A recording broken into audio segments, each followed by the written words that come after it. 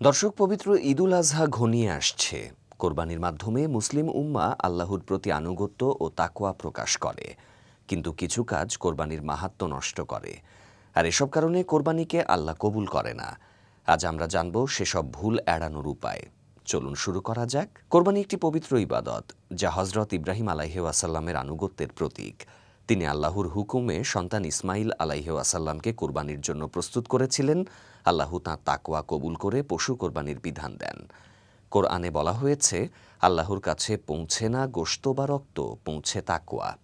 তাই কোরবানিতে আন্তরিকতা ও তাকওয়া সবচেয়ে গুরুত্বপূর্ণ।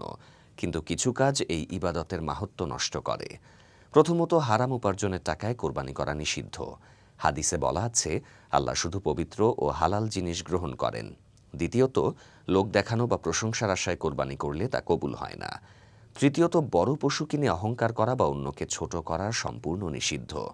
কোরবানির জন্য যৌতুকের মাধ্যমে পশু আদায় করা বা কাউকে চাপে ফেলা অন্যায়। এটি কোরবানির উদ্দেশ্যকে বিনষ্ট করে। এছাড়া লোকলজ্জার ভয়ে বা শুধু গোশত খাওয়ার আশায় কোরবানি করাও ইবাদতের মর্যাদা কমায়। পশুর প্রতি নিষ্ঠুর আচরণ, যেমন ভোঁতা ছুরি দিয়ে জবাই করা বা প্রয়োজনীয় প্রস্তুতি না নেয়া, কোরবানির পবিত্রতা নষ্ট করে। হাদিসে বলা হয়েছে, আল্লাহ সবকিছুর প্রতি দয়া প্রদর্শনের নির্দেশ দিয়েছেন। জবাইয়ের সময় বিসমিল্লাহ না বললে গোশত হালাল হয় না, কোরবানিও কবুল হয় না।